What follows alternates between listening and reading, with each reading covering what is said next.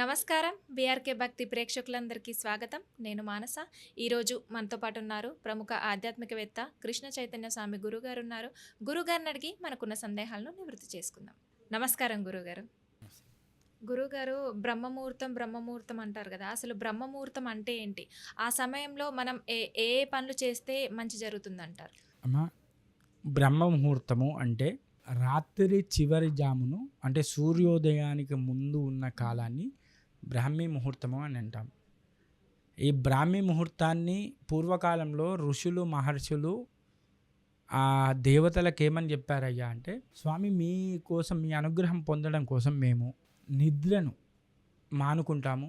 ఏ సమయంలో మానుకుంటాము అంటే రాత్రి చివరి జాము, అంటే సూర్యోదయం ముందు ఏదైతే జాము ఉంటుందో ఆ జామును మేము నిద్ర మానుకుంటాము అని చెప్పగానే ఆ స్వామివారు ఒక అనుగ్రహం ఇస్తారు.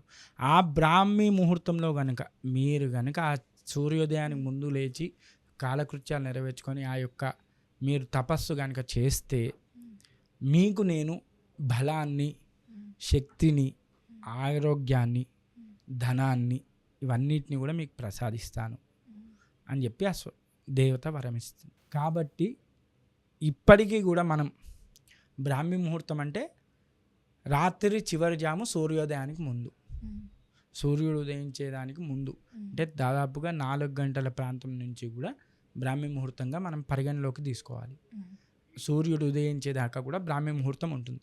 ఆ బ్రాహ్మీ ముహూర్త కాలాన్ని మనం చాలా సద్వినియోగపరచుకోవచ్చు. ఎలా అంటే సూర్యుడు ఉదయించక ముందుకే ఆ బ్రాహ్మీ ముహూర్తంలోనే లేచి కాలకృత్యాలు నెరవేర్చుకొని స్నాన సంధ్యానుష్ఠానాలకు ఉపక్రమించుకొని తపస్సు చేసుకోవాలి. తపస్సు మీన్స్ నేను ఇప్పటిదాకా చెప్పాను కదా, నామస్మరణ, స్మరణ చేయడం, భగవంతుని యొక్క నామాన్ని జపించడం, పూజ చేయడం. ఆ విధంగా చేస్తే ఏమవుతుంది మనకు అంటే ధనము, బలము, ఆరోగ్యము, అలాగే మనకేదైతే కోరికలు ఉన్నాయో అలాంటి కోరికలన్నీ కూడా ఆ యొక్క భగవంతునికి దగ్గరగా ఉంటుంది. ఎందుకు? భగవంతుడు వరం ఇచ్చాడు, మీకు ఇవన్నీ ఇస్తాను అని చెప్పి ఋషులకు కానీ మహర్షులకు కానీ వరం ఇచ్చాడు ఆ సమయంలో చేస్తే. కాబట్టి భగవంతుని చాలా దగ్గర అవుతుంది. ఎలా అవుతుంది అంటే మనం పొద్దున్న లేవగానే ఏ మూడ్తో ఉంటామమ్మ? చాలా పాజిటివ్ మూడ్తో ఉంటాం. రోజు ఉదయం లేవగానే ఏమనుకుంటాం మనం? ఈరోజు స్వామి నాకంతా మంచి జరగాలి, మంచిగా నడవాలి అని కోరుకుంటాం తప్ప స్వామి నాకు ఇవాళ పొద్దున్న లేచినా నాకు చెడే జరగాలని ఎవరు కోరుకో. అంటే ఒక పాజిటివ్ ఎనర్జీతో మనం నిద్రలేస్తాం. కాబట్టి ఆ నిద్ర లేచిన సమయంలో మనం పాజిటివ్ ఎనర్జీతో ఉంటాం. కాబట్టి ఆ పాజిటివ్నెస్ను ఇంకా పెంపొందించుకోవాలంటే ఆ బ్రాహ్మీ ముహూర్తంలోనే సాధ్యమవుతుంది. ఎలా సాధ్యమవుతుంది అంటే మనం బ్రాహ్మీ ముహూర్తంలోనే తపస్సు, యోగా అవన్నీ చేస్తున్నాం అనుకోండి, ఏమవుతుంది? మనకు ఒక పాజిటివ్నెస్ వస్తుంది, ఒక స్వచ్ఛమైన భావన వస్తుంది మన మనసులో ఆటోమేటిక్గానే, ఒక తేలికైన భావన. ఆ తేలికైన భావనతో మనం ఏం చేస్తామంటే చాలా ప్రశాంతమైన నిర్ణయాలు తీసుకుంటాం. ప్రశాంతమైన నిర్ణయాలు తీసుకోవడం ద్వారా ఏమవుతుంది? మన జీవితం చాలా సక్రమంగా సాగుతుంది. ఎలాంటి వివాదాలకు పోవద్దు అనుకుంటాం. అలాంటి మనస్తత్వం ఎప్పుడు వస్తుంది అంటే మనం బ్రాహ్మీ ముహూర్తంలో లేచి ఆ యొక్క పూజా విధానం, ఆ యొక్క తపస్సు కనుక చేసుకుంటే, ఆ యోగా కానీ ప్రాణాయామం కానీ ఇవన్నీ కూడా ఆ యొక్క తపస్సు నుంచి ఉద్భవించినవి. ఇవన్నీ చాలా మంది కూడా ఎగ్జామ్స్ టైంలో కూడా బ్రాహ్మీ ముహూర్తంలోని చదువు చాలా గుర్తుంటుందని చెప్తారు. ఎందుకు చెప్తారు అంటే పాజిటివ్ ఎనర్జీతో ఉంటామమ్మ మనం. ఇప్పుడు రాత్రిరంతా మేలుకతో నుండి చదవడం కన్నా బ్రాహ్మీ ముహూర్తంలో చదవడం ఎందుకు మంచిది అంటామంటే నిద్ర లేవగానే ఒక పాజిటివ్నెస్తో ఉంటాము. అది చాలా మంది గుర్తించారు. ఒక చాలా పాజిటివ్ మనకేంటి అంటే మైండ్లో ఎలాంటి వేరే ఆలోచనలు ఉండవు. ఇంకా ఒక కొత్త రోజును మొదలు పెడుతున్నాం, కొత్త రోజును చాలా మంచిగా మొదలు పెట్టాలని ఒక మంచి పద్ధతితోనే ఆలోచనతో ఉంటాం. కాబట్టి ఆ టైంలో చదివినాం అనుకోండి, ఆటోమేటిక్గా ఇలాంటి ఆలోచనలు ఉండవు. కాబట్టి ఆటోమేటిక్గా ఆ చదవనిది మంచి గుర్తుంటుంది. అది ఆ పీస్నెస్ అనేది వస్తుంది, ఒక ప్రశాంతత వస్తుంది. కాబట్టి తప్పకుండా బ్రాహ్మీ ముహూర్తంలో లేవడం అనేది చాలా మంచిది.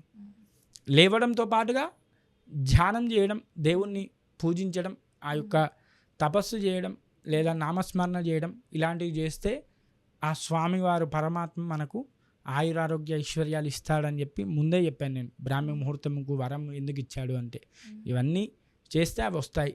అవి వస్తే ఏమవుతుంది? మన జీవితం చాలా సాఫీగా సాగుతుంది. అంతే తప్ప బ్రాహ్మీ ముహూర్తం అంటే ఏదో బ్రహ్మకాలం బ్రహ్మ వచ్చి తిరుగుతాడు, అవన్నీ కావు. అవన్నీ అభూత కల్పనలు, అవన్నీ కాని ముచ్చట్లు. కేవలం మన పాజిటివ్నెస్, మన యొక్క ప్రశాంతతను పెంచుకోవడానికి బ్రాహ్మీ ముహూర్తం చాలా మంచి సమయం.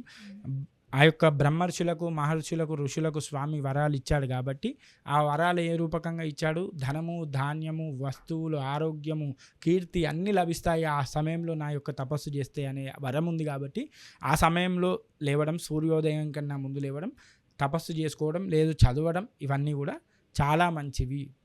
అవన్నీ కూడా మనకు పాజిటివ్నెస్ని పెంచి మన జీవితాన్ని సార్థకత చేయడానికి, ముందుకు తీసుకెళ్ళడానికి కూడా చాలా ఉపయోగకరంగా ఉంటాయని చెప్పుకోవచ్చమ్మా. అసలు ఆ పేరు ఎందుకు వచ్చింది గురుగారు, బ్రహ్మ ముహూర్తం అని? బ్రహ్మ సమయం అమ్మ. అంటే వీరంతా కూడా, ఈ ఋషులందరూ కూడా కేవలం బ్రహ్మ గురించి తపస్సు చేసి బాగా ఉంటారు. ఆ సమయంలో ఆ వీరందరికీ నిద్రను తజింపజేయడానికి, అంటే మేమందరం స్వామి నిద్రను మీకు అర్పిస్తున్నాము, వదిలిపెడుతున్నాము, ఒక జాము నిద్రను, అంటే వేకో జామును నిద్రను వదిలిపెడుతున్నాము. ఆ సమయం అంటే బ్రాహ్మీ సమయము అనేది బ్రహ్మకు వరం ఇవ్వాలి కాబట్టి, బ్రహ్మ వరం ఇచ్చాడు కాబట్టి ఆ సమయాన్ని మనం బ్రాహ్మీ సమయం అని చెప్పుకోవాలి. అంటే బ్రహ్మ కోసం వీళ్ళందరూ కూడా తపస్సు చేసి నిద్రను మేము ఒక జామును హరింపజేస్తాము అని చెప్పి ఋషులు, మహర్షులు అందరూ కూడా చెప్పారు. అప్పుడు ఆ బ్రహ్మ వరం ఇచ్చాడు. ఏమని?